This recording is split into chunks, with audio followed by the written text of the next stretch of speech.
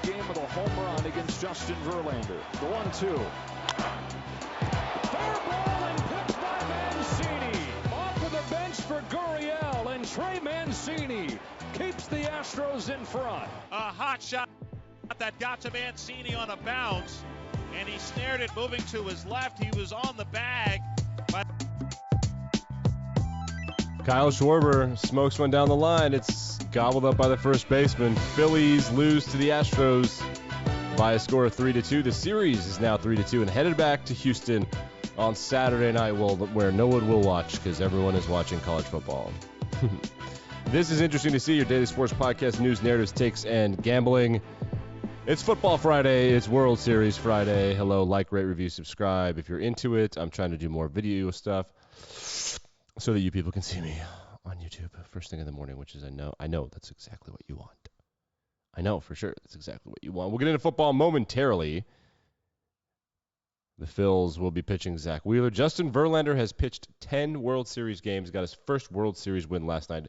I think probably 3 or 4 or 5 with the Tigers. I don't know. And then he went to the World Series twice with the Tigers. Now he's been to the World Series twice with the Astros, I think. Maybe 3 times. I do not recall. But he's pitched in the World Series a bunch, and he is electrifying. You can make an argument as him one of the overall greatest pitchers of all time. Top 10, perhaps. And he had a gem last night. All right, let's get into some of the news. What's going on around the news? Kyrie Irving, remember the anti-Semitism stuff we talked about yesterday? He has been suspended 5 games without pay from by the Brooklyn Nets, not by the association, by the Brooklyn Nets for his anti-Semitic remarks, which makes sense. Colin Cowherd tweeted, quote, "Red wave coming Tuesday. Don't mess with people's kids. It lands differently, and they will hold a grudge. Can't blame them. That's my TED Talk." Huh. First of all, you're in California. Secondly, which, I mean, that's a different thing. Secondly, Colin, no, people don't care about their kids. People care about money. Read a book. Read a history book. People care about money. They don't not care about people's kids. Okay, other things that are going on. We have rumors of the Auburn head coaching search. Lane Kiffin and Deion Sanders are who they want. My guess is, who is the head coach at App State? No, who's the head coach at Syracuse? That's who's going to, I don't know. That's going to be the head coach of Auburn next year. Other than that, the only thing that we have is that Jeff Bezos is looking into buying the Commanders, it looks very much like the Commanders are going to be sold because Congress is going to investigate the NFL and the Commanders. If they don't, and if they sell, then they don't have to investigate them, and then all the other owners will shut up. So that makes sense to me. If you just sell them, then nobody can look into your shit. Makes a ton of sense to me. Right? I mean, doesn't it make sense to everybody? Like, hey, I had nothing to see here. Nothing to see here. Please leave us alone.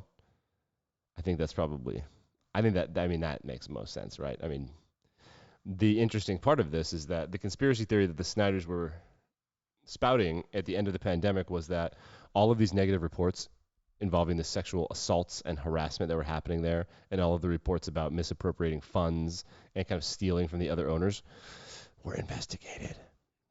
Mostly by the Washington Post, which is owned by Jeff Bezos. And now Jeff Bezos is reportedly looking into buying the Commanders, which is what Dan Snyder said would happen.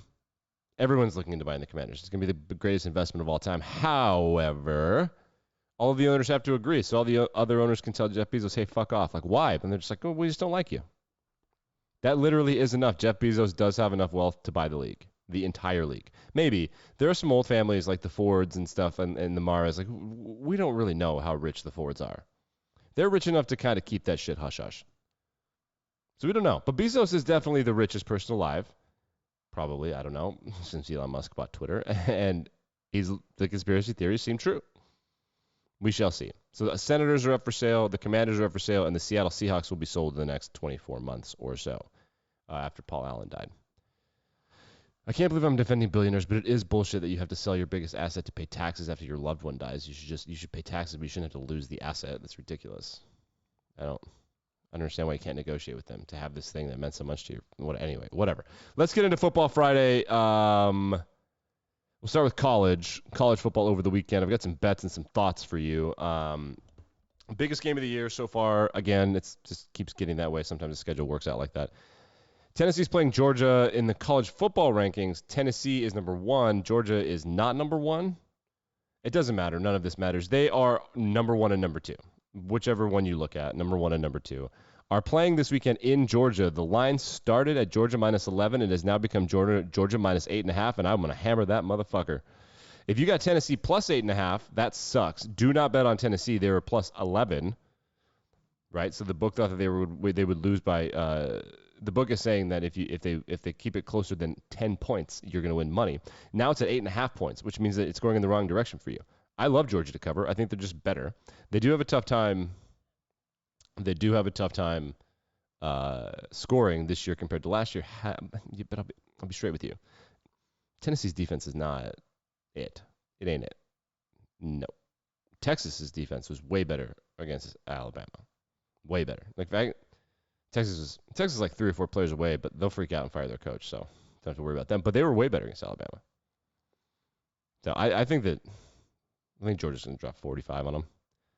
I don't think they'll be able to keep pace. Alabama's at LSU. Here's another one. This is all SEC all the time because that's the SEC is just deeper, which means that the odds of there being more good games is higher. Alabama is at LSU. Do you know that LSU hasn't beaten Alabama in LSU, I think, since 2010? LSU are 13.5-point underdogs. This is screaming backdoor cover to me. The over-under is 56.5. I can absolutely see Alabama getting up, I don't know, 38-10, right, for 28 points, and then Brian Kelly shows some toughness. Brian Kelly is a different animal at home and on the road. Ask the Domers about it, and he's at home here. So that's one. The other weird one, Clemson and Notre Dame. The over-under is 44.5 because Clemson's offense is inept. I guess I didn't consider how inept Clemson's offenses would be. This game to me is going to play out. Clemson-Notre Dame reminds me quite a bit of how Notre Dame-Ohio State went, where on either offense there's like one good playmaker and then a quarterback where you're like, I don't know.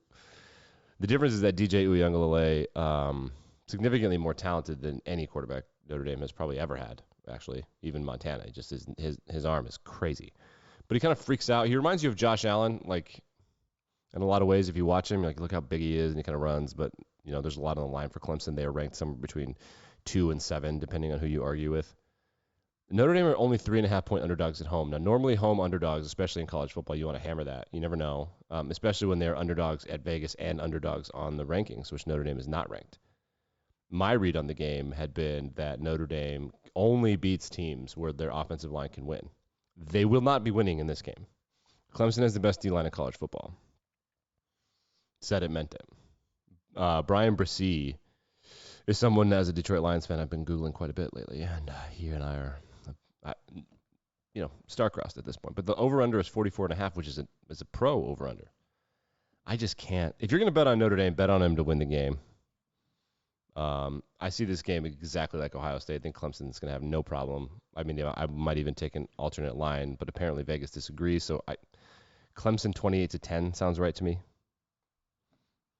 But I just found that kind of weird. Auburn firing their coach. They are 12.5-point underdogs on the road against Mississippi State. They're going to cover that. The fired coach bump is real. The Panthers were like this close to being – they're a missed extra point and a missed 33-yard field goal away from being first place in their division. And with that, let's go over to professional football. Slate this weekend is pretty good. Last night, the Eagles beat the Texans. We did not lead with that because of the World Series. Jalen Hurts is really good. The Eagles are essentially on cruise control. They didn't cover, though. God damn it. They got it ran down their throats a little bit because their big, fat Georgia D tackle, Jordan Davis, is out, and I forgot about that. But they look really, really, really, really, really good. They're very, very good at football. And in fact, not only are they very good at football, but I think – I'm trying to find this clip. I have a clip for you. Do I? No. Did I lose it? No. I'll try to find it before the show wraps up. Here it is. Here's Howie Roseman, the GM of the Eagles, and he's walking towards some Eagles fans after the game. Listen.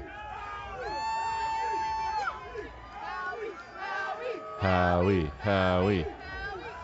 This is so funny. Here he comes. The sign says, "We forgive you, Howie," because he did some weird stuff.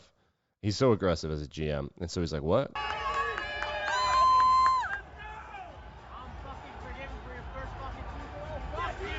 And he's saying fuck you to these guys with a smile on his face. I'm forgiven for your first fucking Super Bowl. That's a Philadelphia hello. Fuck you. Fuck all of you. And everyone's like, yeah, fuck us.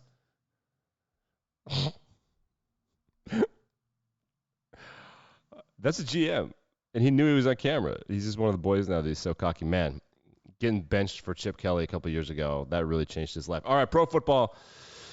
I think there's some interesting games this weekend and some fun bets to have and some good football to watch. The Jets are on the road the Jets are at home hosting the Bills. Jets have had a great season. Their best player, running back, is out for the season. Looks like an ACL, if I remember right. The Bills are really good. The Jets, I think, would have made this interesting, but Zach Wilson really does look shitty. That draft class with Trevor Lawrence, Zach Wilson, Trey Lance, Mac Jones, Justin Fields looks shitty.